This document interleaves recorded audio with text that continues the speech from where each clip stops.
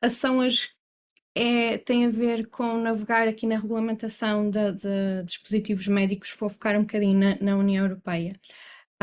E também queria partilhar o meu background, também em Engenharia Biomédica, tirei Bioengenharia na Universidade do Porto, com a especialização de Bioengenharia, com a especialização em Engenharia Biomédica, e ao longo do meu percurso fui passando por por vários sítios diferentes e agora, tal como foi apresentado, sou Chief Regulatory Officer, Regulatory Affairs Officer na Complear. Eu, tendo um background em Engenharia Biomédica, aquilo que eu vejo aqui como potencial interesse nesta área é, obviamente, esta área é uma potencial oportunidade de carreira profissional, toda esta área do que é Regulatory Affairs, há muita procura nesta área e mesmo que nunca tenham pensado sobre isso, é algo que também vos queria abrir um bocadinho os olhos para o que é esta área. Também, mesmo que estejam a desenvolver, mesmo na academia, e aquilo que quem é engenheiro biomédico muitas vezes acaba por estar direto ou indiretamente relacionado com o desenvolvimento de dispositivos médicos ou de soluções que podem vir a ser dispositivos médicos na investigação, e aquilo que eu venho falar também é importante porque é muito importante desde cedo olhar e terem atenção o que é que são alguns dos pontos necessários para que no fim haja uma solução que se calhar consiga ir para o mercado, que na prática acaba por ser provavelmente muito aquilo que acabamos por querer que aconteça. Ou mesmo porque se calhar queremos vir a entrar na nossa profissão, se calhar até numa empresa que tem e que desenvolve dispositivos médicos e queremos saber um bocadinho mais sobre este assunto. Em qualquer uma dos pontos, estejam à vontade, ou estes ou outros, ou apenas curiosidade, estejam à vontade para perguntar mais, para explorar e para fazer perguntas. Tal como a Vera já disse, estou à vontade para que façam perguntas ao longo do tempo, quer falando, quer através do chat, para ir ajudando aqui a responder a algumas questões. Pronto, sem mais demoras e entrar aqui naquilo que é mais aqui o ponto, o que é isto e o que é a regulamentação. Mas antes, o que é um dispositivo médico? Portanto, é que temos de perceber o que é que estamos aqui a falar e por mais que pareça óbvio, e em alguns casos é bastante óbvio, mas equipamentos como uma máquina de raio-x, uma máquina de ressonância magnética, uma cadeira de rodas, um termómetro, todos estes são dispositivos médicos e se estiverem a pensar, acabam por ser dispositivos com tecnologias muito diferentes, graus de desenvolvimento muito diferentes. Também software também pode ser dispositivo médico, e também aqui entramos também aqui numa área após passado uma pandemia. Existem também outro tipo de dispositivos médicos in vitro, em que todos fomos expostos, por exemplo, aos testes de Covid, que acabam por também entrar e necessitar de ser regulados. E aquilo que eu vos queria trazer hoje é um bocadinho como perceber o que é que são e como regular e como classificar e como perceber o ponto para chegar ao mercado e o que é que temos de ter atenção desde cedo, quer estejamos na nossa investigação e a perceber e a tentar desenvolver algo, o que é que eu tenho de ter em atenção para desenvolver algo que um dia possa chegar ao mercado e um dia possa vir aqui a ajudar a trazer mais segurança às pessoas e aos pacientes. Que eu acho que é aquilo que move muito, que aquilo que é um engenheiro biomédico, tentar trazer soluções, tentar trazer inovação de uma maneira ou de outra, mais longe ou mais perto do mercado, é este o trazer solução e inovação para as pessoas. Na União Europeia, vai ser um pouco o foco daquilo que irei falar hoje, aquilo que faz com que algo seja dispositivo médico é independente da tecnologia que se está a falar, mas é algo desde instrumentos, aparelhos, etc., software, implantes, etc., que, quer sozinho, quer em combinação, tem uma finalidade médica. E o que é isto de ser uma finalidade médica? É ajudar, por exemplo, a diagnósticos, é ajudar a prevenção de doenças, é ajudar na monitorização de uma determinada patologia, predição, prognóstico, tratamento, modificação da anatomia, por exemplo, a cadeira de rodas, e só aqui uma nota, tudo isto quando não acontece por meios farmacológicos ou metabólicos ou imunológicos, porque aí estaríamos a entrar na parte de farma e farmacologia, portanto, existe todo um outros regulamentos, outras questões à parte. Portanto, quando acaba por ser mais meios físicos, mecânicos, entra aqui naquilo que é um dispositivo médico. Se cumprir com esta definição, tem de cumprir com aquilo que é um regulamento de dispositivos médicos, que é um regulamento, é uma lei que existe na União Europeia, neste caso, que é aplicável a todos os Estados-membros e que tem de ser cumprida e que tem de se passar por estes passos para conseguir entrar no mercado, ou seja, não se pode pôr à venda sem ter cumprido estes passos todos. E eu estava a falar nisto, mas, por exemplo, um teste de Covid não entra aqui, não cai nesta definição. Isto porque existe um outro regulamento, portanto, existe o regulamento de dispositivos médicos e existe o regulamento para dispositivos médicos para diagnóstico in vitro. Acabam por ser muito parecidos e eu irei englobar um bocadinho uma perspectiva de ambos, mas acabam por ser dois regulamentos à parte. O que é isto, diagnósticos in vitro? Como o nome diz, é para examinar espécimes in vitro, ou seja, fora do corpo humano. Quando tiramos algo do corpo humano para examinar, seja sangue, seja algum tipo de tecido, seja um outro tipo de fluido que vem do corpo humano e que vamos examinar isso, acaba por ser um teste para diagnóstico in vitro. Este é o caso, por exemplo, os testes Covid, acabam por entrar aqui neste ponto. Tal como eu estava a falar em relação aos dispositivos médicos que têm de cumprir com o regulamento para entrar no mercado, todos aqueles dispositivos que acabam por entrar neste precisam de cumprir com este regulamento. E eu digo isto, e é importante ter isto em atenção, porque os regulamentos mudaram há relativamente pouco tempo, em 2021 um e em 2022 o outro. E digo isto apesar de vocês, se calhar, ainda não foram propriamente expostos àquilo que tinha sido os regulamentos antes, mas tenham atenção, caso estejam a ver livros antigos ou documentos com informação, se calhar, mais antigas, podem estar a falar sobre as diretivas antigas e não se aplicarem agora. Por isso, tenham isso atenção, porque agora acaba por estar um bocadinho mais complexo para chegar ao mercado, para tentar trazer mais segurança. Isto porque houve uma série de casos de problemas com dispositivos médicos que fez com que, ok, precisamos tornar isto um bocadinho mais seguro. Um deles foi, por exemplo, com implantes metal-metal, ou seja, implantes na anca, que eram metal num lado, metal no outro, com fricção, acabava por sair metal para a corrente sanguínea e foi muito complicado perceber a causa e efeito e perceber que vinha daí. Isto porque não havia grande monitorização depois de estar no mercado, não é?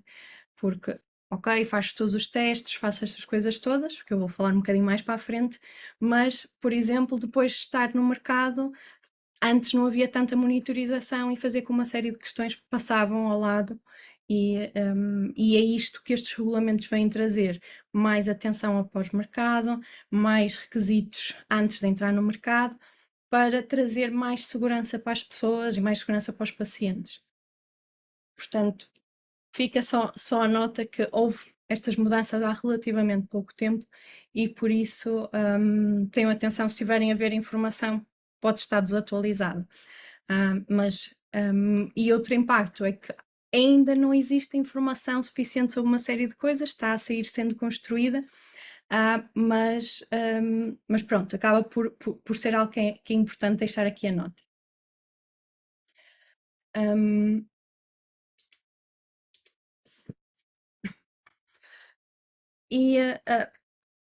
Na prática, eu acredito que acabem por poder estar aqui com algumas dúvidas de ok, mas é aqui óbvio que se algo é dispositivo médico ou dispositivo médico in vitro, não é?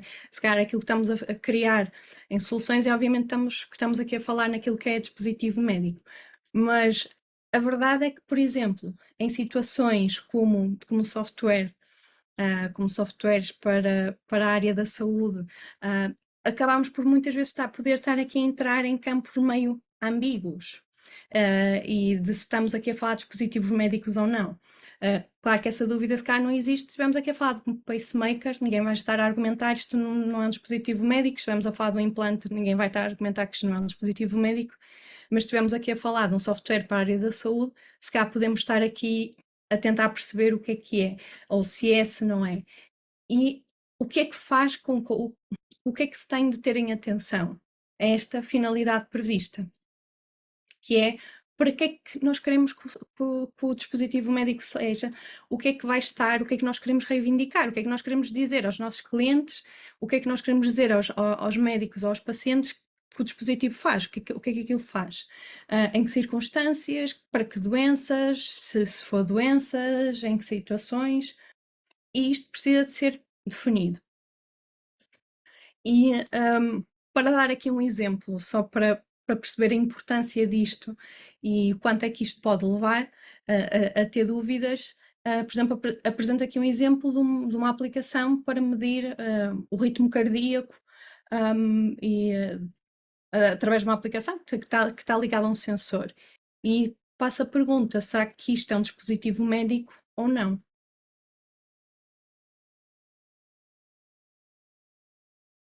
Não sei se querem tentar responder no chat ou alguma indicação de sim, se não.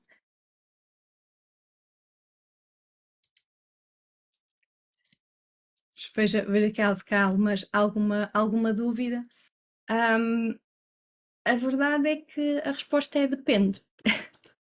Porque se eu disser que a app é para fazer essas medições para wellness e acaba por ser, por exemplo, se estivermos a fazer exercício e queremos perceber, será que podemos dar um bocado mais, será que podemos fazer mais, será que o quanto é que foi realmente, o quanto é que realmente eu fiz exercício e o que é que isso puxou por mim é uma coisa, ou para tentar perceber melhor o meu bem-estar.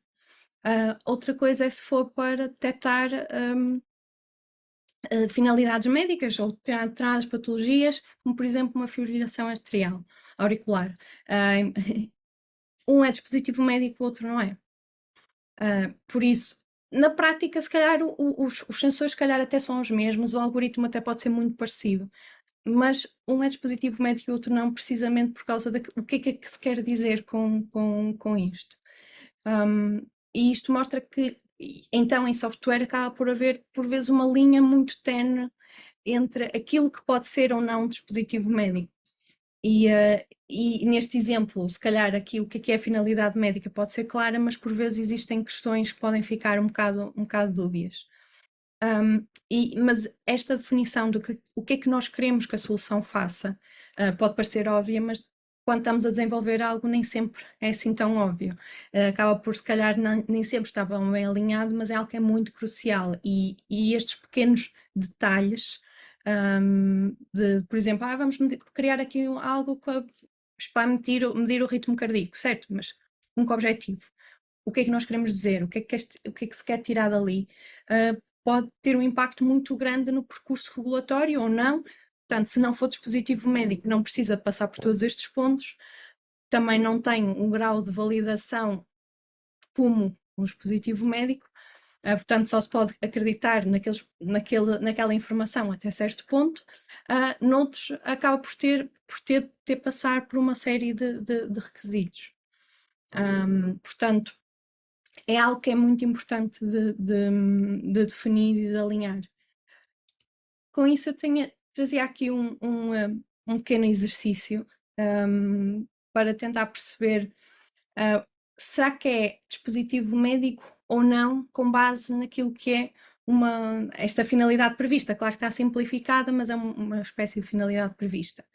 Que é, por exemplo, um software para cálculo de dosagem de dosagens de tratamento de radiação. Acham que é dispositivo médico? Não?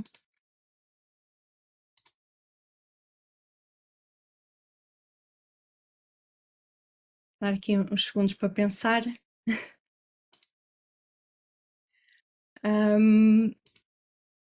neste caso, é um dispositivo médico porque acaba por dar informação que pode ser usada para criar um tratamento. Ou seja, tem uma finalidade médica, é algo que é usado para ajudar um tratamento médico, um tratamento que um profissional de saúde precisa para planear, para dar ao seu paciente. No caso, por exemplo, um software para analisar imagens tiradas com um telemóvel para determinar o risco de cancro. Que acham? Sim? Não?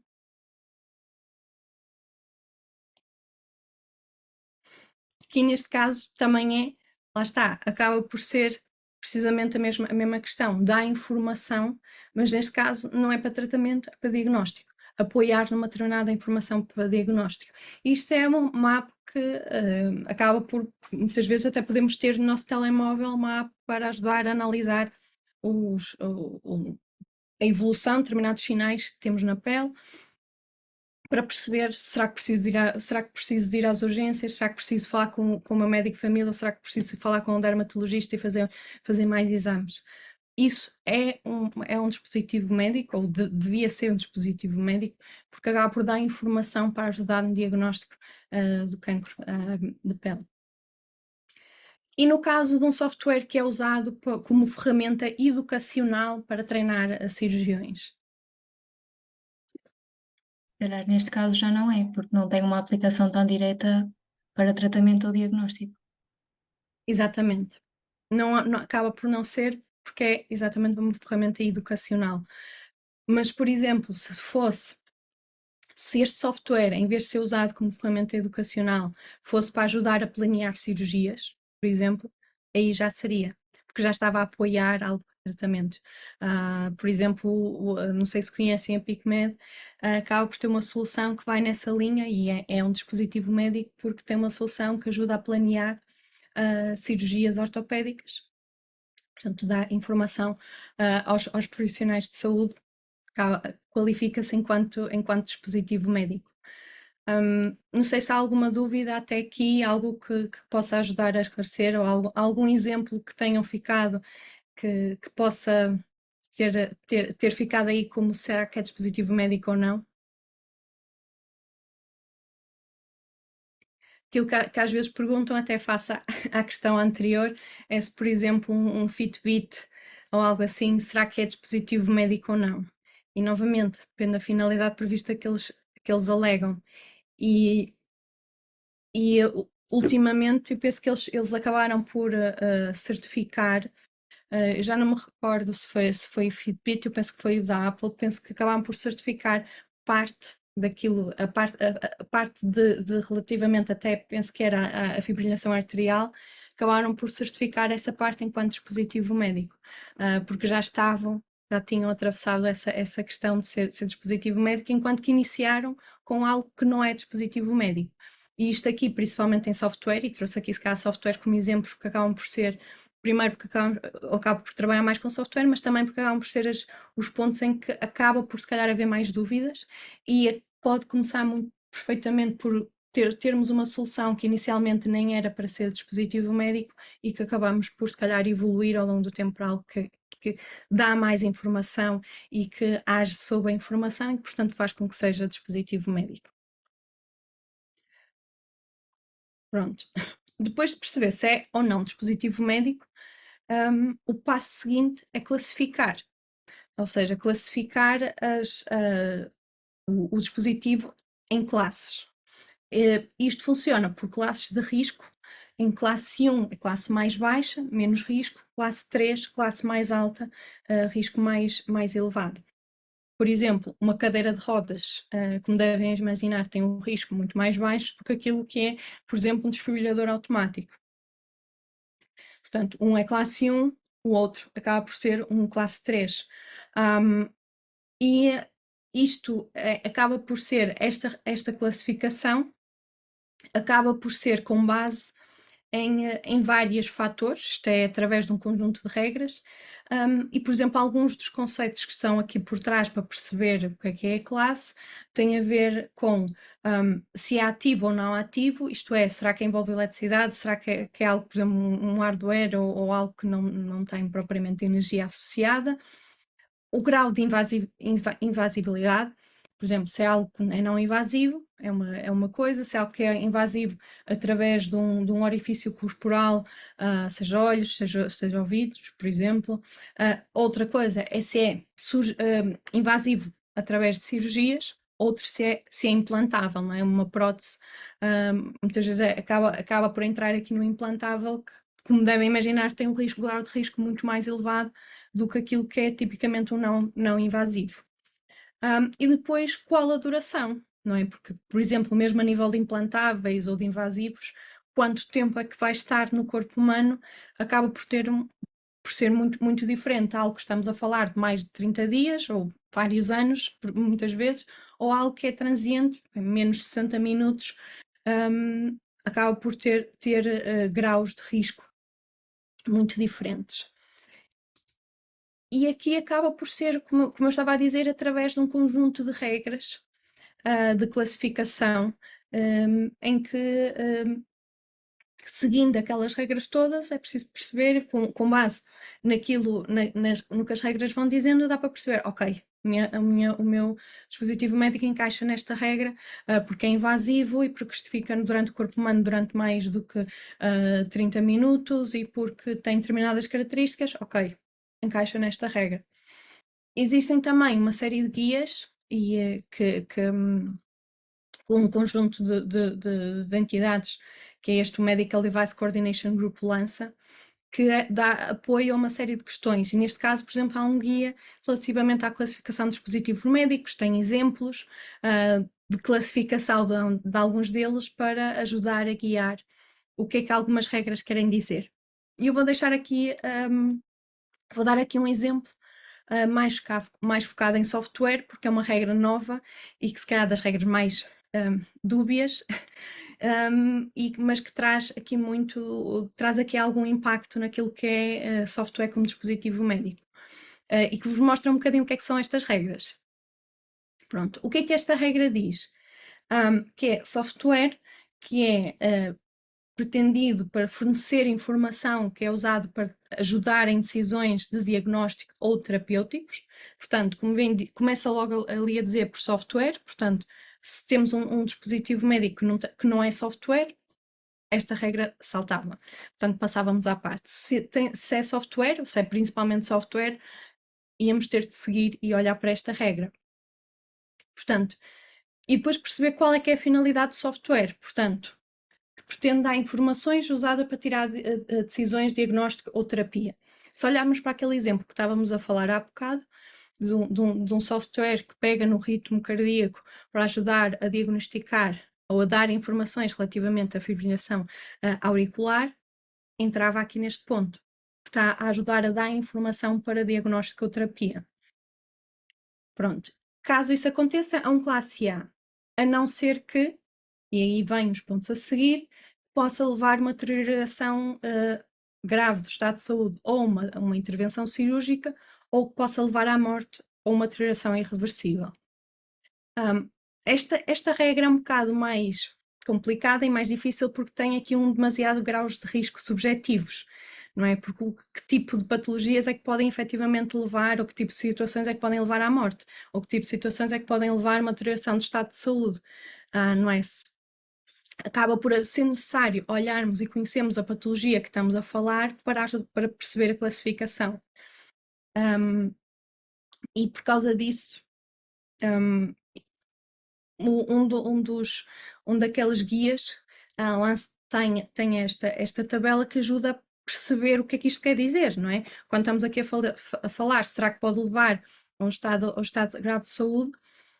Há aqui dois fatores que são muito importantes ter, que é o significado da informação, porque uma coisa é dizer, é informar o clinical management, que é, por exemplo, dizer, ok, se calhar estás com um ritmo cardíaco acima daquilo que é o normal, e só dizemos isto. Isso é uma coisa.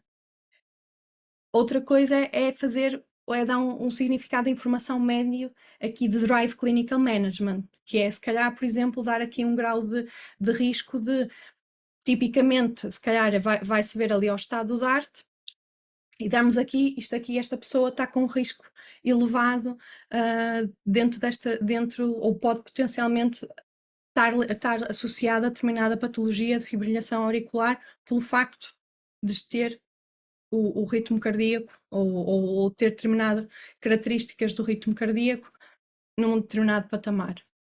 Outra coisa é se fizer diretamente o diagnóstico ou terapia, isto é dizer, esta pessoa está com fibrilação auricular ou esta pessoa está a ter um ataque cardíaco e faz logo o rótulo. Portanto, são três níveis de informação bastante diferentes, não é? Darmos simplesmente informação para alguém depois processar, estamos já a guiar de certa forma a informação ou darmos diretamente o diagnóstico ou a terapia.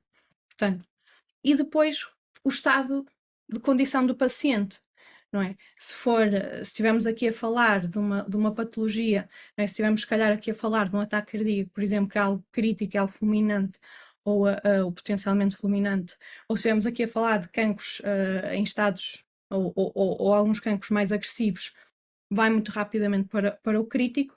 Se estivermos aqui a falar de condições menos graves, se calhar, por exemplo, algumas alergias que não levem a choques anafiláticos, por exemplo, podem estar aqui no não sérios, porque acaba por não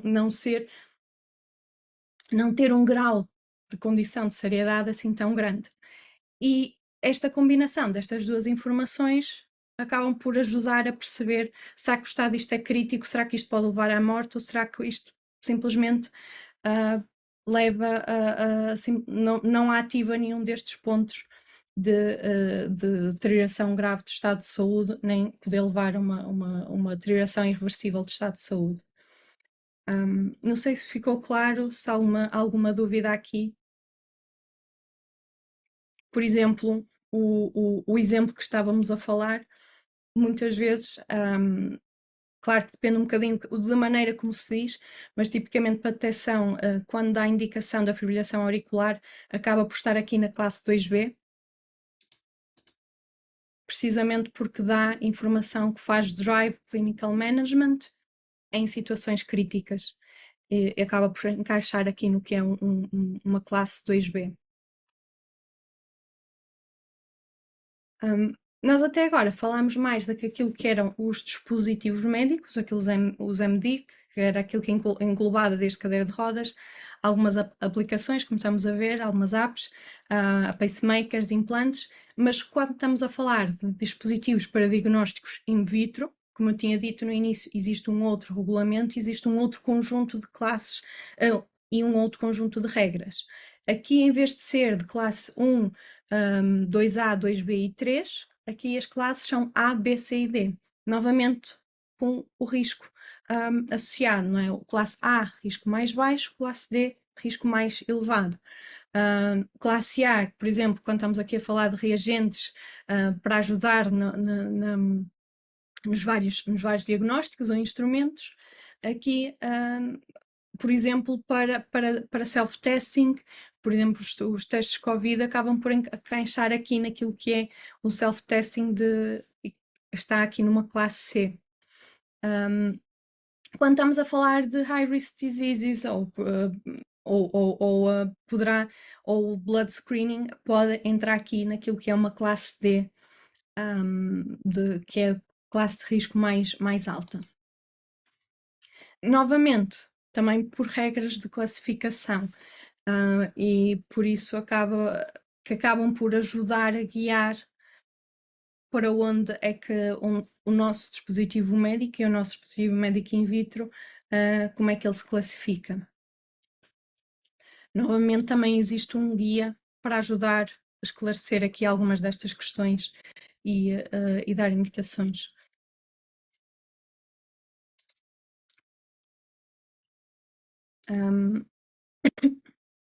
No caso do software, como tem sido os exemplos que eu tenho estado a falar, existe todo um guia se pode ser ou não dispositivo médico e aqui acaba obviamente também já fiz spoilers de que, que podia efetivamente ser, mas o que é que faz com que seja? Obviamente ter uma finalidade médica, mas por vezes é difícil perceber, será que eu estou efetivamente a ter uma finalidade médica?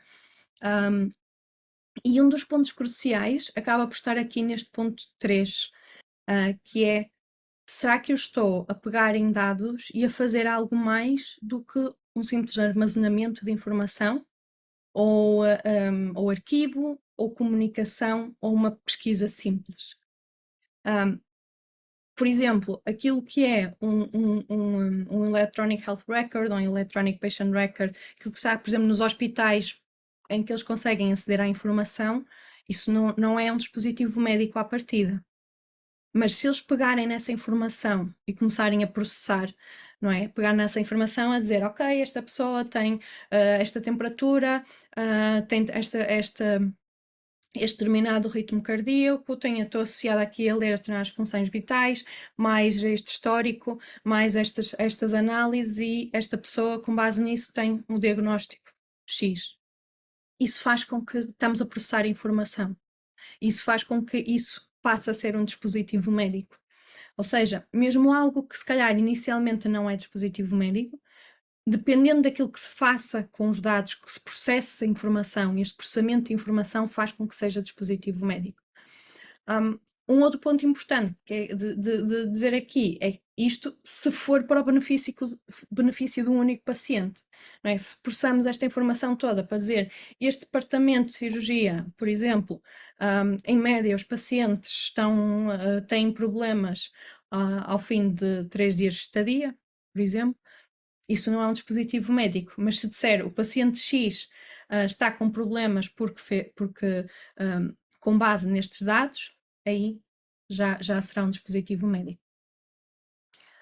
Não sei se há alguma dúvida aqui ou algum exemplo que queiram trazer.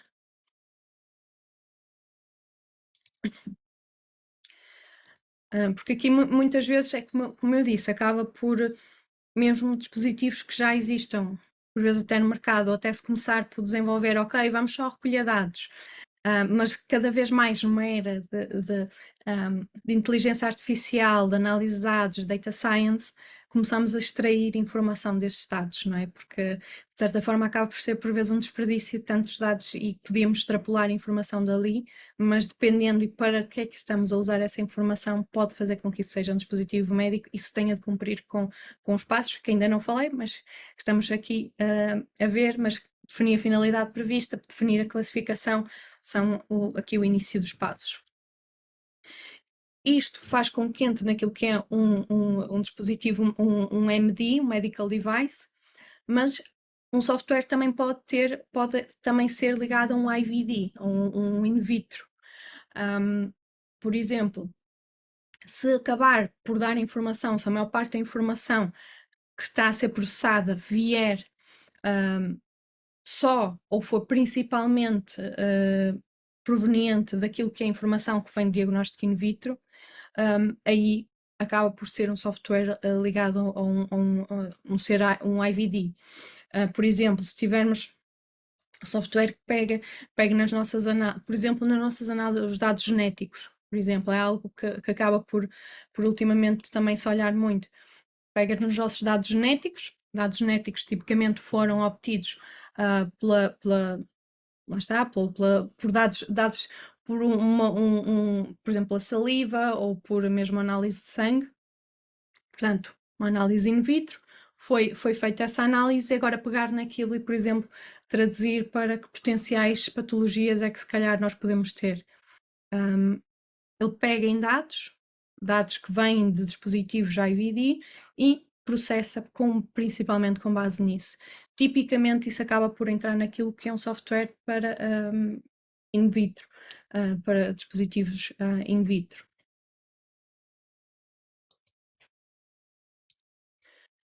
Pronto.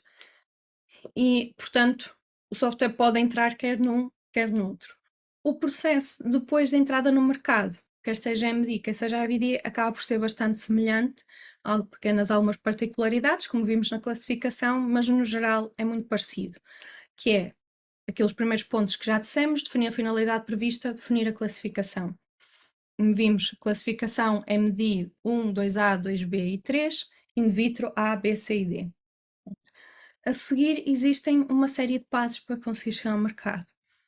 Desde implementar um sistema de qualidade, eu vou dizer estes pontos todos e depois vou, vou explorar cada um deles, mas implementar um sistema de qualidade, do pegar na documentação e criar documentação técnica. Depois existe tipicamente aqui uma auditoria por parte de organismos notificados, a não ser que o dispositivo seja de classe mais baixa, não é? Tinha falado classe 1, classe mais baixa nos MD, classe A nos in vitro, esses dois não precisam de ter esta aprovação ou esta avaliação por uma entidade independente. Portanto, o processo é mais fácil, como podemos imaginar, também por serem precisamente de baixo risco, não é? Uma cadeira de rodas cá não precisa do mesmo nível de avaliação que um implantável, não é? Ou um pacemaker, que um implante, etc. Não precisa do mesmo nível de avaliação e é isso que esse processo diferente traz. Registarem alterar as competentes, afixar a marcação CE e entrar no mercado. E como eu disse há bocado, pelo exemplo que dei do porquê o regulamento também tinha sido trazido em vigor, que era a questão dos de implantes metal-metal que libertavam para a corrente sanguínea e que só se apercebemos isto pós-mercado, existe todo um pós-mercado, existe trabalho aí, ou seja, depois de meter o dispositivo no mercado, o trabalho não é como, ok, pronto, podemos encerrar, todo o departamento regulatório vai para a rua.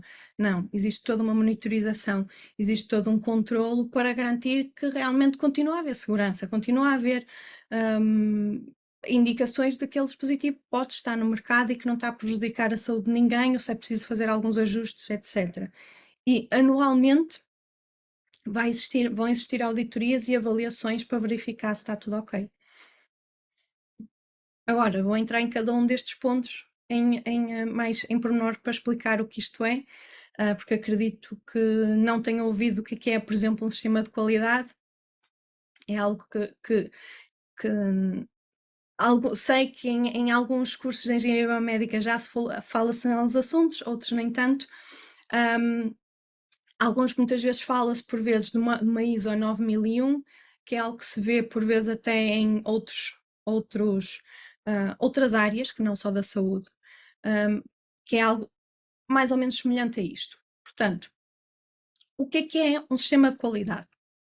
Acaba por ser um conjunto de processos focados em tentar cumprir com determinados requisitos ao longo do tempo e, portanto, compila informação como o que é que precisa ser feito, por quem, quando, como, para garantir que as coisas são feitas de uma maneira sistemática e que não é pelo facto de ser eu que estou na empresa ou que é outra pessoa que está na empresa que vai fazer aquilo de uma maneira diferente. Portanto, é garantir consistência, não é? Porque se nós queremos garantir que o dispositivo que estamos a fazer, que vai para o mercado, que é seguro, ele tem de garantir que cumpre com uma série de coisas e que, portanto, precisa ser feito da mesma maneira ao longo do tempo. E, portanto, existe uma série de áreas que não só relacionadas com o design de desenvolvimento, que é aquilo que eu vou focar um bocado mais, mas, por exemplo, recursos humanos. Será que as pessoas que estão a fazer isto são qualificadas, não é? Nós não queremos que esteja alguém, por exemplo, mesmo que seja na fábrica, que não saiba mexer com determinado equipamento, ou que alguém esteja à frente do equipamento, do departamento regulatório, por exemplo, que nunca tenha ouvido falar sobre o assunto. Portanto, precisa de haver aqui uma noção, ok, requisitos, o que é necessário ter em termos de formação, por exemplo, em termos também, por exemplo, de infraestruturas, não é? Será que precisamos de uma fábrica, não é? Se estivermos a falar de um implante, não é? Vamos precisar de uma série de processos e isso tudo. Se estivermos a falar, por exemplo, de um software, se calhar que as pessoas até estão a trabalhar remotamente. Portanto, são requisitos de informação, de infraestruturas diferentes. Também a nível da gestão, perceber e haver de cima para baixo na empresa a questão de que isto é importante, existe análise do que é necessário, do que é necessário fazer, o que é que se quer atingir e quem é que são as pessoas responsáveis por isso. Por exemplo, também a nível de fornecedores, não é? Se aqui olhamos, por exemplo, a próteses, é necessário se calhar ter determinados polímeros ou ter quem é que vos vai fornecer determinado material, isso precisa estar identificado, não é? Que não podemos simplesmente ir buscar a um determinado sítio qualquer porque é mais barato, mas depois não cumpre com determinados requisitos. Portanto, quais é que são esses requisitos? Tudo isso precisa estar documentado, avaliado, etc. E depois também uma questão de melhoria contínua ao longo do tempo. Vai-se analisando, vai-se fazendo auditorias, isto é, vai-se avaliando, inspecionando cada uma destas áreas, perceber que ações é que é preciso fazer, porque inevitavelmente há coisas que não vão correr como perfeito, não é? Acho que todos nós somos humanos, mesmo quando planeamos as coisas direitinhos, nunca acontece totalmente direitinho, portanto vamos ver o que é que aconteceu mal e qual é que é o impacto disso e como é que podemos melhorar numa próxima vez. Será que se calhar precisamos identificar que aquelas pessoas precisam de mais formação ou que precisamos de mais recursos ou o que é que podemos fazer ou o método para fazer aquilo é diferente. Portanto, há aqui uma série de passos que precisam de fazer. De uma forma muito simplista, isto que acaba por ser um sistema de qualidade, esta identificação nestas várias áreas de o que é que precisa ser feito, por quem, esta identificação, como e onde é que as coisas precisam de ser registadas para garantir que temos aqui uma espécie de receita do que é que precisa de ser feito.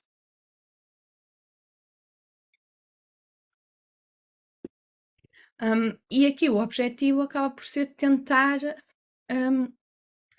harmonizar toda esta informação para que, quando se está a desenvolver o dispositivo médico, se tenha isso e se faça isto de uma maneira consistente e de maneira a garantirmos que cumprimos com aquilo que é suposto. Queria deixar aqui também estas duas dicas que quer estejamos a desenvolver, quer estejam a desenvolver um dispositivo médico na academia, isto pode parecer, podem não ter exatamente um sistema de qualidade, porque lá está, não vão ser vocês a implementar isso, se calhar, no todo o departamento, mas é importante que definam, nem que seja alguns pontos, principalmente relacionados com o design e desenvolvimento, aquilo que eu vou falar um bocadinho a seguir, que tenham algumas destas coisas documentadas e sistematizadas para que aquilo, eventualmente, se conseguirmos chegar a uma fase de trazer ao mercado, tenham isso já preparado, porque senão vai ter de haver retrocessos e refazer coisas ou redocumentar coisas que são complicadas. Portanto, mesmo que não seja todo o sistema de qualidade, porque se calhar não vai ser se calhar aquele centro de investigação que vai levar aquilo para o mercado, mas é importante irem documentando isso para os pontos mais chave, implementarem uma espécie de mini sistema de qualidade, ir documentando a informação de uma forma mais sistemática. Também uma outra dica que é, quer do lado da qualidade, quer de uma ponto, a qualidade seria algo mais relacionado com tudo aquilo que eu estaria aqui a falar, quer de um ponto mais regulatório, isto são opções de carreira que têm vindo a haver muita procura, também por causa desta mudança de um regulamento da diretiva anterior para o regulamento agora, portanto houve muita mudança.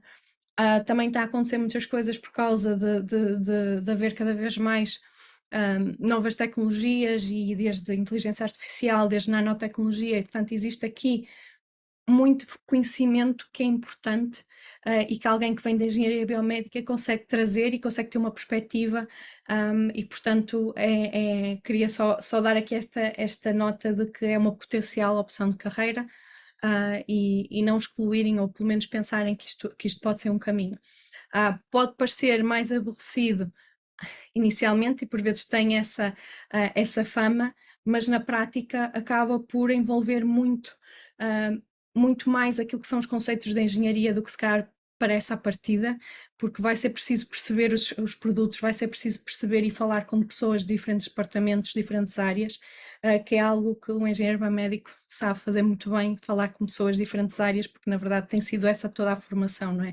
Quer termos áreas, a informação que vem por parte de médicos ou farmacêuticos ou outros profissionais de saúde, quer quem vem mais, quer falar com pessoas mais do lado mais técnico da engenharia, e diferentes áreas da engenharia, ou mais mecânica, ou mais software, ou mais eletrónica, portanto, e mesmo com gestão. Portanto, é algo que abarca aqui uma série de questões.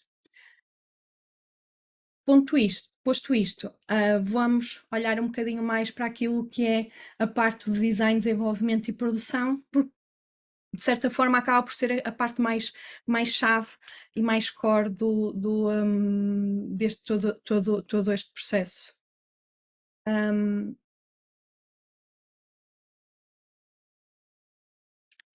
Estava a ver que havia aqui uma questão, que se calhar aproveito antes de entrar aqui neste ponto, que pergunta se na Complear trabalhamos apenas na gestão destes projetos a nível de recursos, planeamento, identificação, qualidade, ou também temos equipas designadas para a produção e implementação destes dispositivos no mercado e manutenção dos mesmos.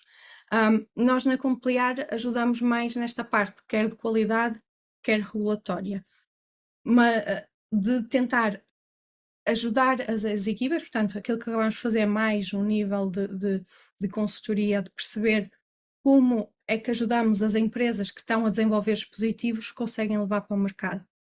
O que é que isso por vezes implica? Implica que nós temos de trabalhar e de falar e discutir questões técnicas, inclusivamente com equipas da engenharia das várias empresas, sobre os requisitos de determinado produto, ou seja, perceber e ajudar na definição de alguns destes pontos, porque e é isso que se calhar ao falar naquilo que eu vou falar a seguir acho que vai dar para perceber um bocadinho melhor, porque existem questões que à medida que se vai tendo em atenção o que é que são os requisitos regulatórios e a análise de risco que precisa de ser feita, precisa ser feita ao longo do tempo. E nós, como acabamos de ter uma perspectiva do que é que necessita de ser tido em atenção, ajudamos a discutir, ok, como é que se calhar vocês conseguem implementar isto de uma melhor forma? Isto podem ir por aqui ou podem ir por ali. Se calhar como é que, por exemplo, ajudamos, e nós olhamos mais na parte, focamos mais naquilo que é software, portanto ajudamos um bocado mais naquilo que é, por exemplo, uma arquitetura de software, perceber onde é que nós conseguimos estruturar e desenhar uma melhor arquitetura, ou o que é necessário ter atenção para garantir que isto não traga mais riscos para as pessoas, quer do ponto de vista de segurança, cibersegurança, quer do ponto de vista como é que isto pode não trazer mais riscos a nível de segurança dos pacientes. Portanto, nós não fazemos a produção, mas ajudamos as empresas a como é que eles garantem que desenvolvem as coisas de uma forma segura. Um outro ponto, nós também estamos a desenvolver uma plataforma para ajudar a automatizar e facilitar estes percursos e estes passos, que é para quem tem empresa, quem tem estas soluções, principalmente numa fase inicial, possa começar a pensar nos vários pontos desde cedo e começar a sistematizar tudo isto da melhor forma, para quando chegar ao mercado já não tenha de haver algum tipo de retrocesso, que é aquilo que muitas vezes acaba por acontecer se não for terem coisas em atenção desde cedo. Espero ter respondido. Se não, qualquer coisa, perguntem no chat.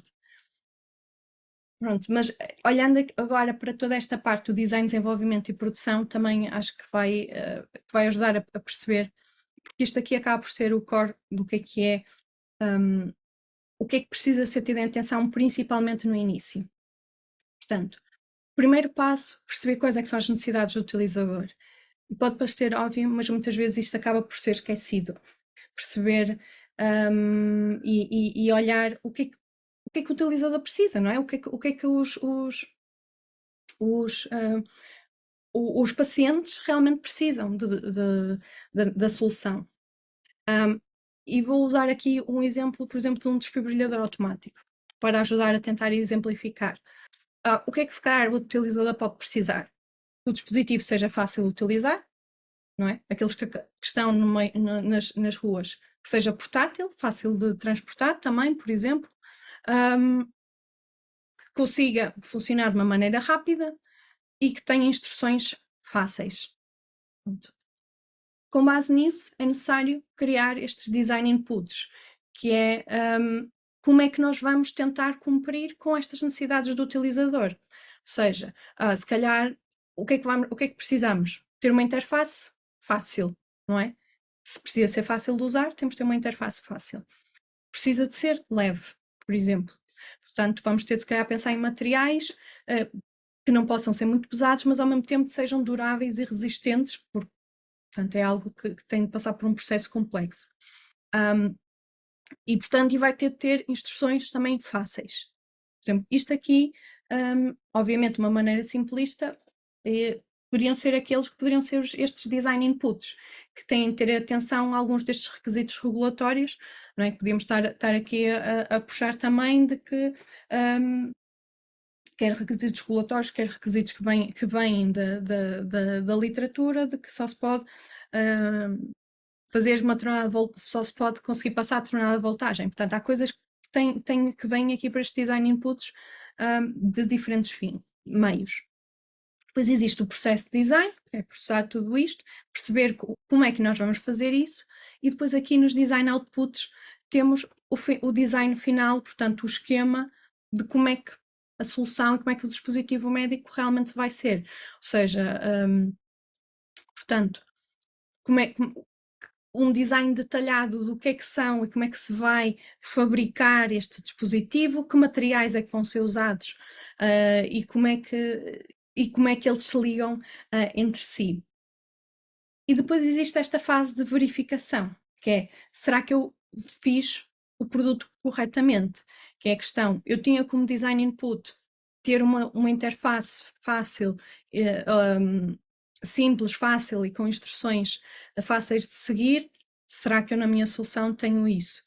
Tem a questão de ter um material durável, resistente e consiga aguentar diferentes ambientes. Ok, eu uso o material X, e será que este material é durável, é resistente e capaz de aguentar determinados ambientes? E se cá para isso eu vou fazer pequenos testes, não é? Já vou expor o material a determinadas circunstâncias e perceber se esse material aguenta.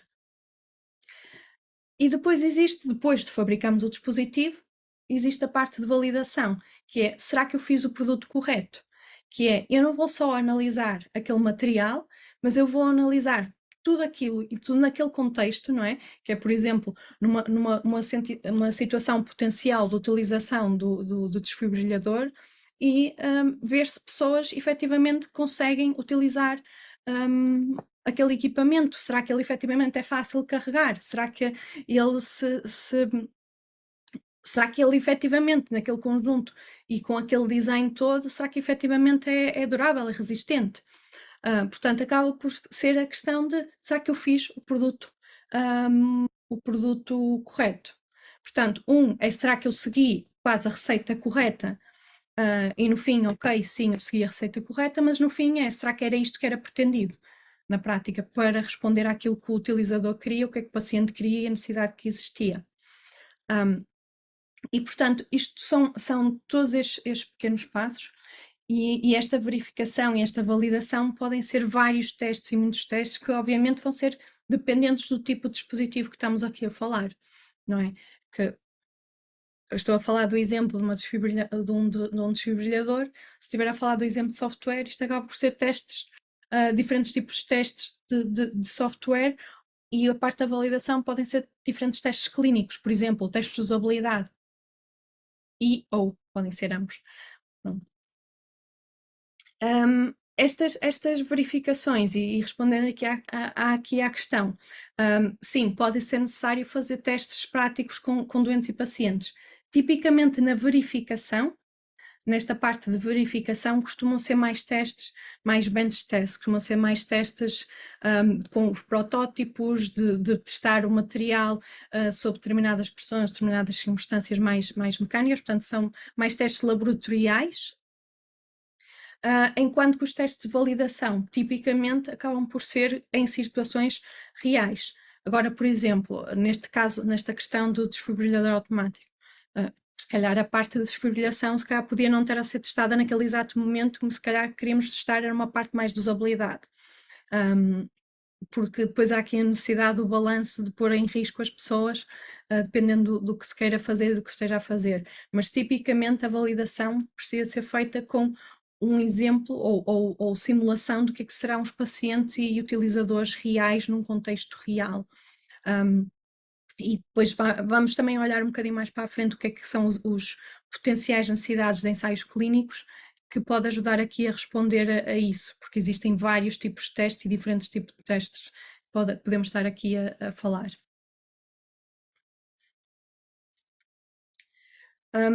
E é esta parte de design, ter atenção a estes diferentes pontos do processo que são cruciais de ter desde o início. Esta documentação, ou seja, não só o pensar nisso, mas uma documentação do que é necessário ao longo do tempo, porque, não é, no fim, eu só sei que teste é que vou fazer se eu souber quais é que foram os requisitos iniciais, não é? O que é que se queria ter de início. Porque senão vou fazer os testes, mas para responder ao quê, não é? O que é que nós queremos trazer, o que é que nós queremos responder. E isso que é muito importante desde o início. Um outro ponto importante que ainda não falei, mas que está aqui embaixo, é a gestão de risco, que precisa estar envolvida desde muito cedo. Que é aqui desde começar com uma análise de risco, que é perceber que situações ou que tipos de perigos é que podemos estar aqui a falar. Por exemplo, na situação e no exemplo que eu estava a falar, do desfibrilhador, por exemplo, o perigo pode ser não há nenhum choque que seja dado à pessoa, ou este é dado de uma forma incorreta, o que pode levar a um dano maior ou mesmo à morte da pessoa. Portanto, existe um determinado perigo e a questão de também isto estar a ser usado por utilizadores que são pessoas leigas, tipicamente não profissionais de saúde, por exemplo, isso pode ser um risco. E que é preciso perceber e identificar e ok, o que é que eu vou fazer para controlar esse risco e para minimizar esse risco? E isto acaba por muitas vezes ser feito de uma forma uma pessoa vai pensando e vai fazendo algumas coisas. Eu lembrei-me que isto podia acontecer, portanto eu vou acrescentar isto. Mas é importante que seja feito de uma forma mais sistemática para garantir que se mitiga os vários riscos. E isso implica, por exemplo, pesquisar o que é que outros dispositivos semelhantes, que outros riscos é que já têm, o que é que já foi identificado e perceber o estado da arte, que riscos é que existem e tentar mitigar todos estes riscos. Por vezes existem também normas, dependendo do tipo de dispositivo que estamos a falar, se for dispositivos mais comuns, tradicionais, existem normas que já ajudem aqui a identificar determinados riscos.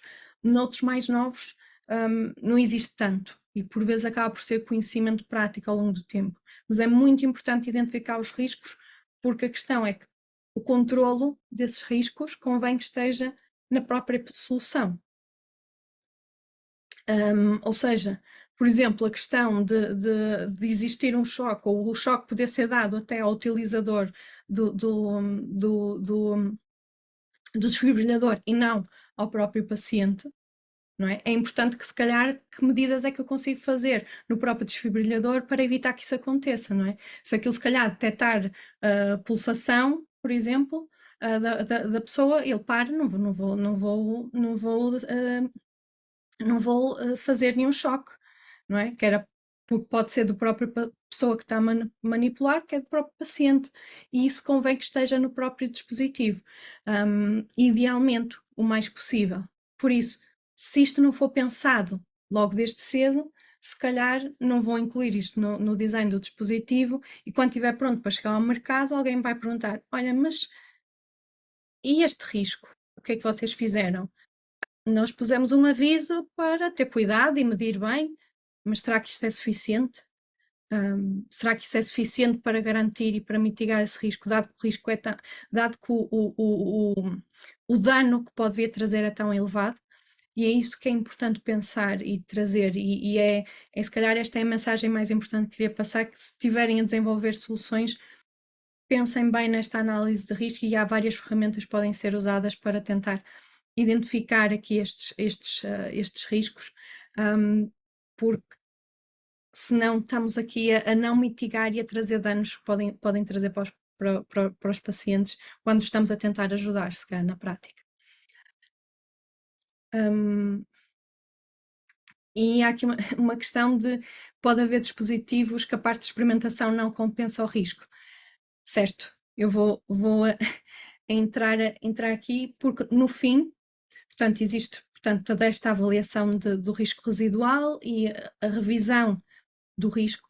E aqui nesta revisão do risco pode haver aqui a questão de, ok, nós avaliamos os riscos todos que identificamos e as mitigações que fizemos e os controles que fizemos, não é? Todas estas medidas e percebemos, ok, será que com a minha solução, será que a solução que eu desenvolvi existe mais benefício? Eu trago mais benefício do que o risco? Porque se eu trouxer mais risco ainda do que benefício, não é? Não vai dar para estar a pôr esta solução no mercado, não é? E portanto acabam por não ser possível. Eu acho que isso vai ao encontro desta questão que quando estamos a fazer, por exemplo, há uma experiência, tentamos a desenvolver questões, às vezes não sabemos se no fim não vamos estar a traduzir mais riscos do que benefícios. Mas no fim, para uma solução entrar no mercado, tem de trazer mais benefício do que risco. Por exemplo, aqui nesta questão da desfibrilação, pode ser potencialmente aceitável que se calhar possa existir uma falha muito remota que possa alguém morrer, porque se calhar a quantidade de pessoas que se calhar isto consegue salvar com esta solução pode-se vir trazer para o mercado. Ou, por exemplo, se calhar dando um exemplo que nós vimos, apesar de não ser na área de dispositivos médicos, mas aqui um balanço-risco, a entrada das vacinas do Covid. Existia aquela questão do balanço-risco, ok, nós temos determinada evidência, nós percebemos que isto pode ajudar a reduzir os efeitos do vírus, até certo ponto não é a parte da população. Mas se calhar sabemos, e por vezes existe a questão de efeitos adversos ou pessoas contraindicadas que ao longo do tempo vamos a perceber quem é que são essas pessoas, mas pode haver efeitos adversos, uma percentagem pequena da população pode acontecer. A questão é necessário haver esse balanço, perceber, ok, mas eu vou ajudar esta percentagem toda da população, nesta percentagem pequena poderá haver determinado risco associado. Face ao que existe também a nível do estado de arte, que também é importante avaliar, ou seja, não ver a minha solução sozinha, mas se não existe nada no mercado, isto se calhar continua a ter benefício e risco, portanto, pode-se colocar no mercado. Mas se calhar, havendo mais soluções na área, se calhar aquele benefício e risco deixa de ser potencialmente, deixa de poder fazer sentido e se calhar há soluções que ao longo do tempo, face ao contexto, o benefício e risco deles já não faz sentido face o que existe do estado de arte. Por exemplo, se calhar os pacemakers que inicialmente existiam, se calhar não eram tão eficazes, não é? Podia haver um determinado risco pronto, havia alturas que se calhar não funcionavam tão bem, ainda assim era a única coisa que existia na altura, portanto o benefício e o risco deles é elevado. Mas se calhar nos dias de hoje, alguém entre pôr um pacemaker primeiro, que se calhar foram os iniciais, ou pôr os pacemakers mais recentes, que se calhar têm uma série de controles de risco muito mais trabalhados, se calhar o pacemaker de primeira geração já não pode estar no mercado ou já não faz sentido estar no mercado porque o benefício e o risco já não faz sentido.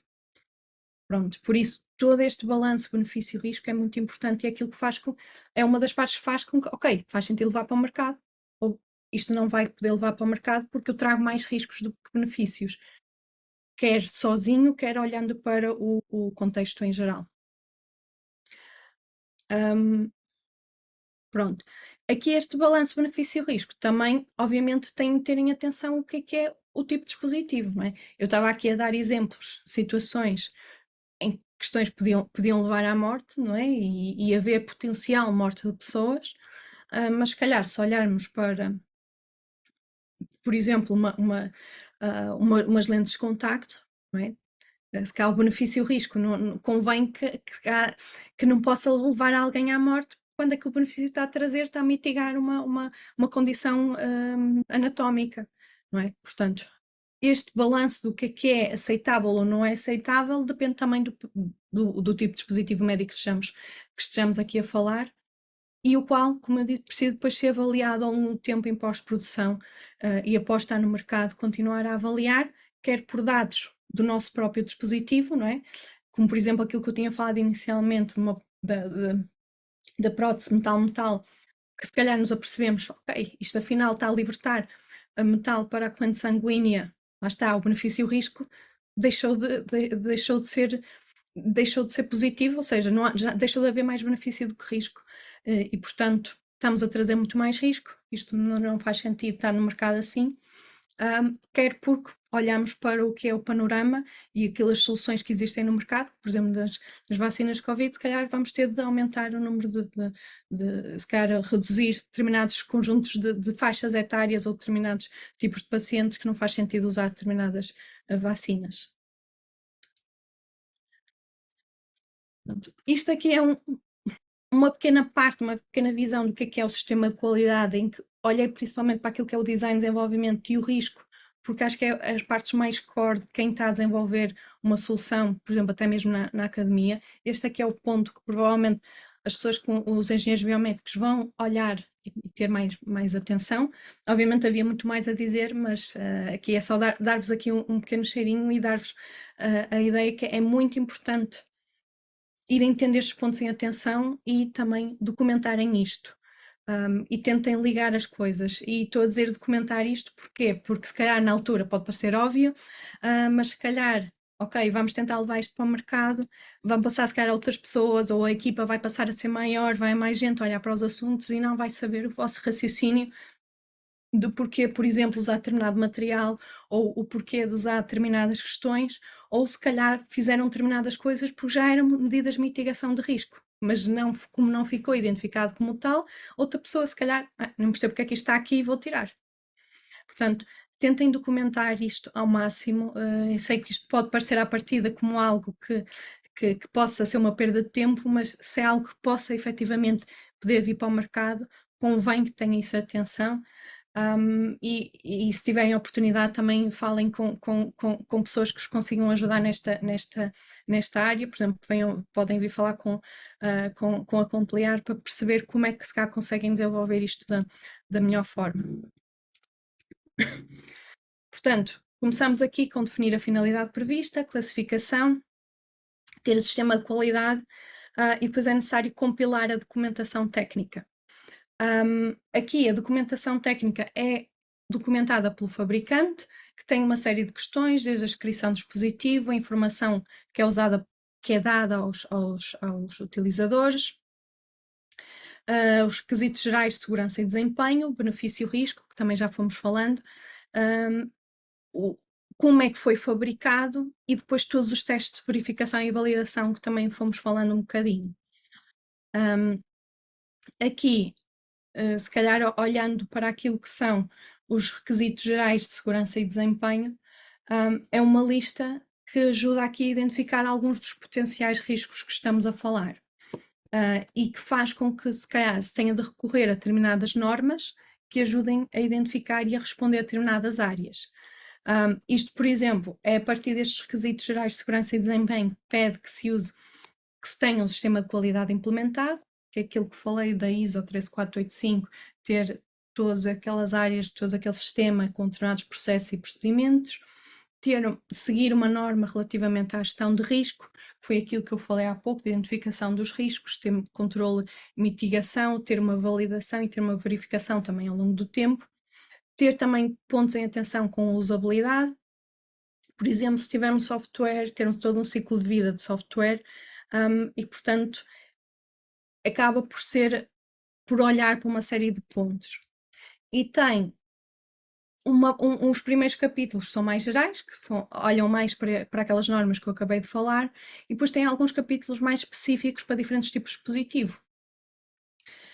por exemplo, para quem tem uma parte de componente mais química e biológica, para quem faz determinadas medições, para quem tem componentes eletrónicos, para quem tem considerações a nível da parte mais mecânica ou mais, por exemplo, portanto, e é a partir daqui que temos de ver e que vai ajudar-nos a mapear alguns dos riscos e que nos vai indicar que, ok, se calhar devemos seguir determinada norma associada. E estas normas, lá está, podem ser estas mais gerais ou podem ser algumas mais específicas. Lá está a parte de equipamento Medical Electrical Safety, para quem tem aqui componentes elétricos, é muito importante seguir normas relacionadas com isto. Partes relacionadas com packaging, não é? Portanto, se temos dispositivos esterilizados ou potencialmente esterilizados, temos de ter a seguir normas que ajudem aqui nesta identificação. E depois alguns são muito específicos, por exemplo, para implantes cardiovasculares. Portanto, dispositivos que se calhar já sejam um bocadinho mais tradicionais e muito particulares, também existem aqui algumas normas relacionadas.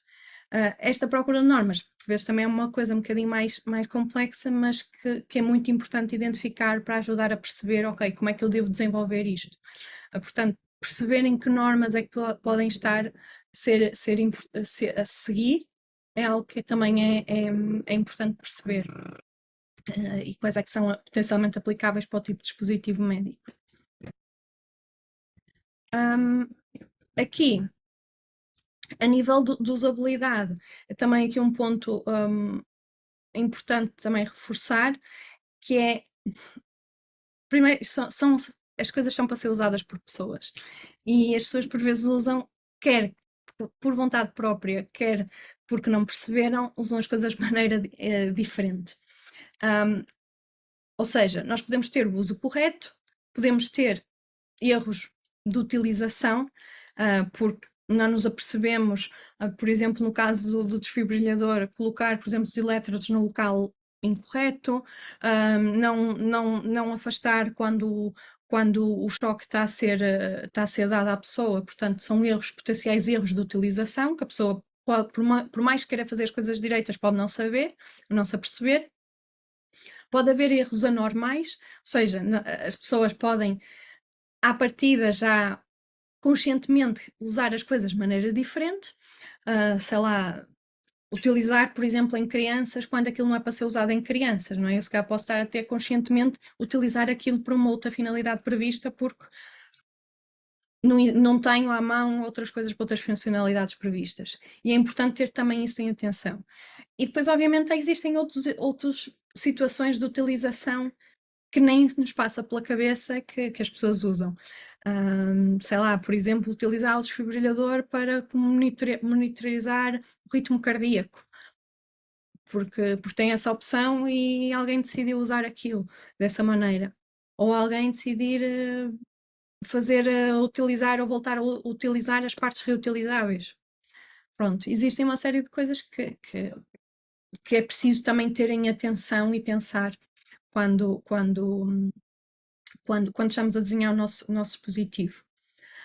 E depois existe toda uma questão da parte da avaliação clínica, que é necessário colher dados clínicos. Quantos dados clínicos?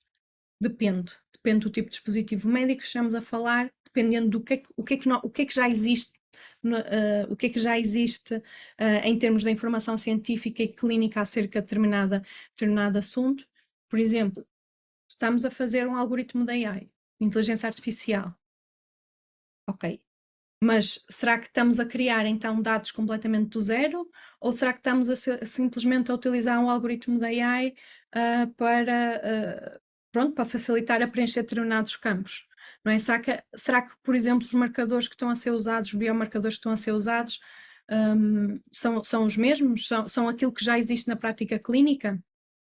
Ou será que estamos a criar algo completamente novo? Não é? Por exemplo, no caso do desfibrilhador, será que já sabe, ok, existe determinada voltagem, é este choque que precisamos de aplicar, é isso que nós estamos a seguir? Ou será que nós vamos até utilizar, por exemplo, a inteligência artificial para perceber, ok, nós com base neste paciente, nesta coisa, nestas características, vamos usar uma determinada combinação de voltagem mais não sei o quê? Isso é algo que se calhar não existe no conhecimento clínico, vai ser necessário provar isso, vai ser necessário fazer testes para mostrar que aquilo que nós estamos a fazer e existe evidência clínica para aquilo que nós estamos a fazer. E, portanto, é necessário perceber o que é que já existe, o que é que não existe e o que é necessário mostrar para o nosso tipo de dispositivo. Que, obviamente, quanto mais risco tiver, mais dados vai ser necessário ter, não é? Se é algo que é implantável, nós vamos ter de fazer dados muito sólidos relativamente ao nosso próprio dispositivo para aquelas questões. Como é que funciona? Se tivermos uma cadeira de rodas, é algo que se calhar os dados clínicos que precisamos mostrar são muito mais residuais. Portanto, esta avaliação do que é que já existe e o que é que não existe, e quantos pacientes, e se é necessário fazer em pacientes reais, depende muitas vezes do tipo de dispositivo que estamos a falar, mas que é necessário que reflita aquilo que nós queremos reivindicar, não é? Se nós, por exemplo, e olhando aqui para o caso de software, nós dizemos que com aquela solução nós detectamos o cancro em 98% dos casos, um determinado tipo de cancro, nós temos de ter dados para provar isso. Portanto, todas as reivindicações que se queira fazer, nós vamos ter de ter dados para provar isso e muitas vezes os dados vão ter de ser clínicos e específicos da nossa solução. Portanto, quer perceber o que é que existe no mercado, que informação é nova com a nossa solução, o que informação é que falta e que informação é que é necessário para testar a nossa própria solução no mercado.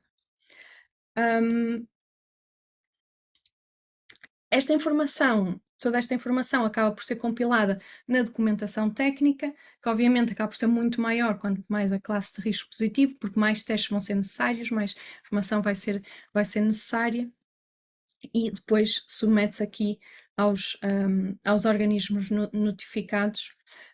Portanto, compila-se esta informação toda e depois, caso não seja a classe de risco mais baixa, submete-se isto aos organismos notificados. Que outras entidades é que existem? O que é isto, organismos notificados? Portanto, primeiro de tudo, quando se fala nisso, a primeira entidade que se vem à cabeça, se calhar, será o Infarmed. O Infarmed é aqui aquilo que corresponde a uma autoridade nacional competente. Eles são a entidade que vai fazer a vigilância e o enforcement e garantir que as coisas estão ok. São eles que se cá vão dizer vai ser necessário tirar do mercado porque este dispositivo não está a cumprir com determinadas coisas. Mas não são eles que fazem a avaliação no geral. Essa avaliação de se os dispositivos fabricantes estão a cumprir com aquilo que estão a dizer é feita pelos organismos notificados. Quem é que são os organismos notificados? São entidades tipicamente independentes e terceiras, não são entidades do Estado ou da União Europeia, são entidades independentes que são acreditadas por entidades, sim, aí da União Europeia, que vão avaliar, que vão fazer essa avaliação. Neste momento em Portugal não temos nenhuma,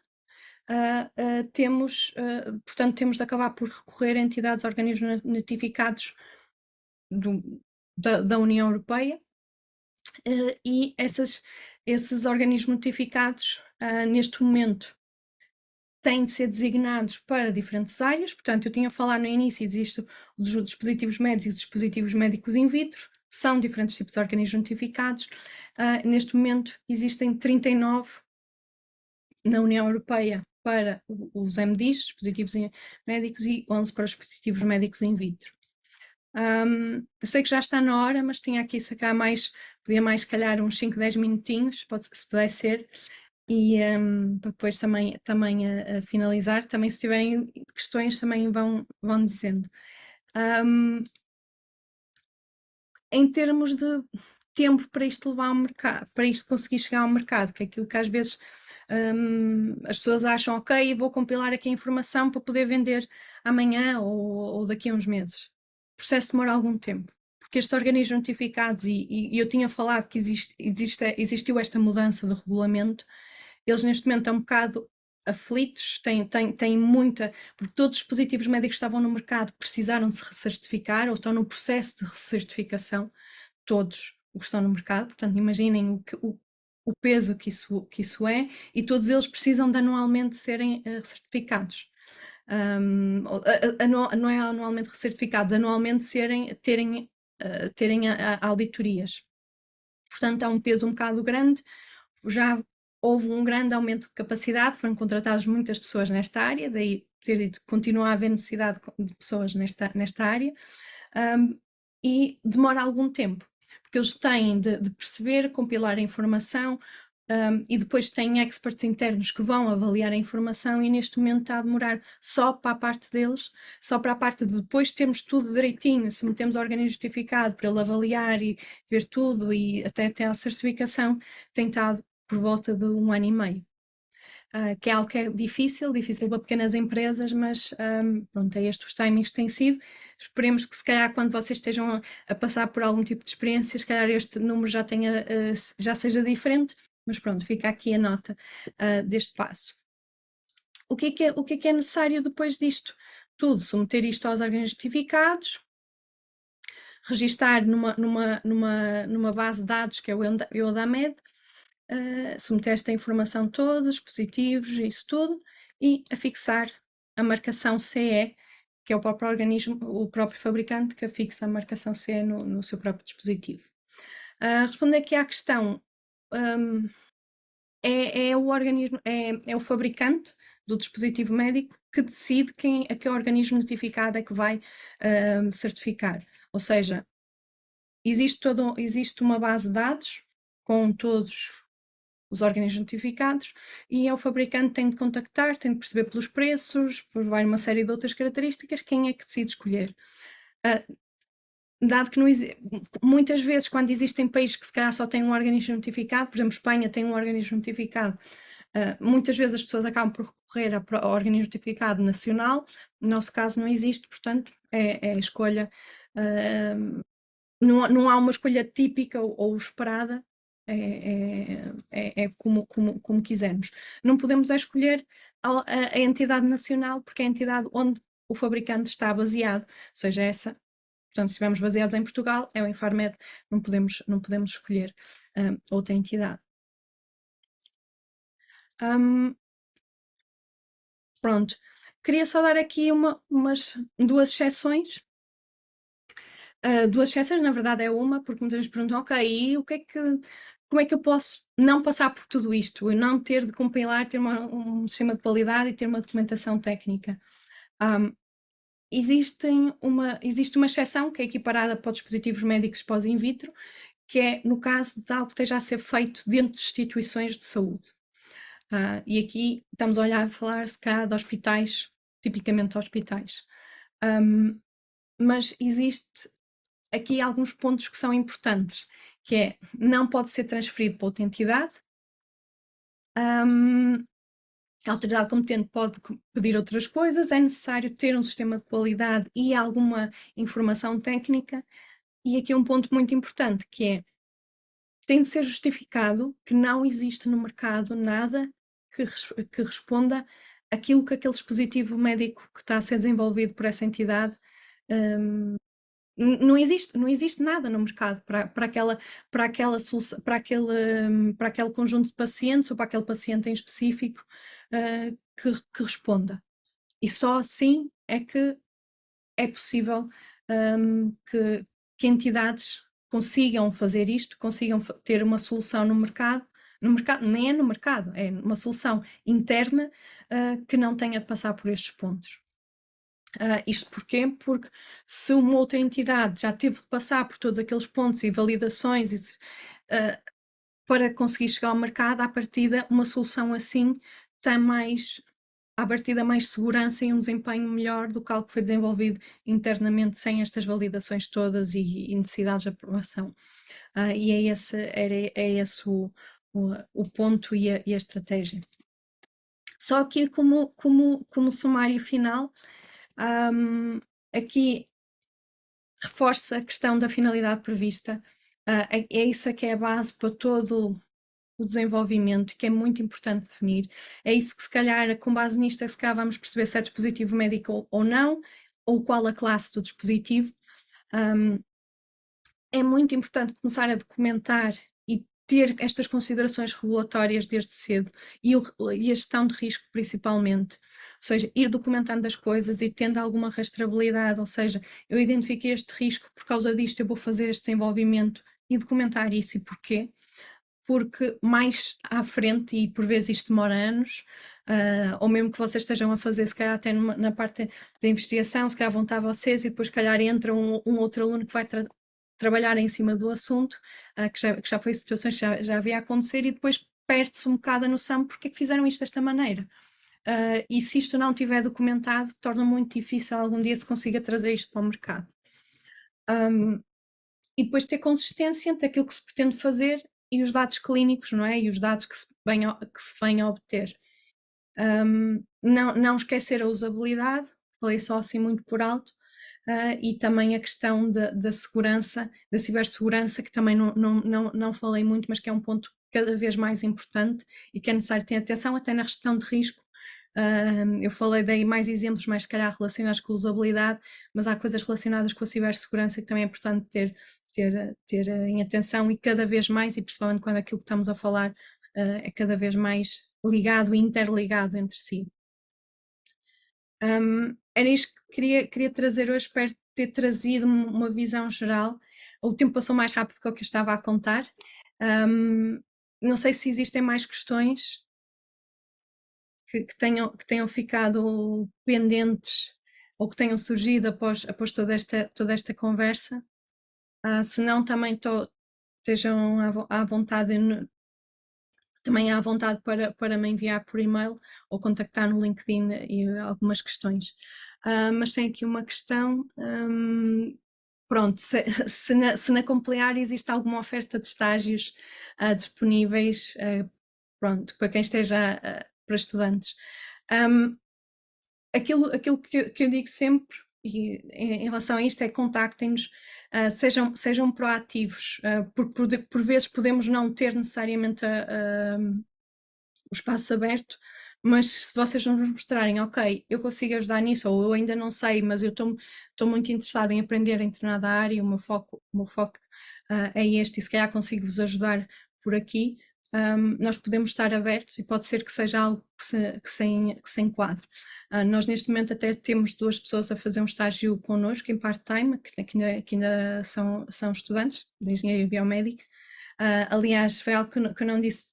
Neste momento, a equipa da Complear somos todos engenheiros biomédicos de diferentes sítios, é algo que fico muito feliz, ainda que eventualmente vai crescer e não vamos deixar de ser só engenheiros biomédicos, mas é uma área que é interessante e, portanto, explorem, portanto, contactem-nos. O pior que pode acontecer é se for uma altura que seja muito complicada para nós, podemos não dar resposta logo, ou podemos não estar abertos imediatamente para o estágio, mas temos aqui algumas áreas pronto, que podemos explorar, portanto, falem connosco.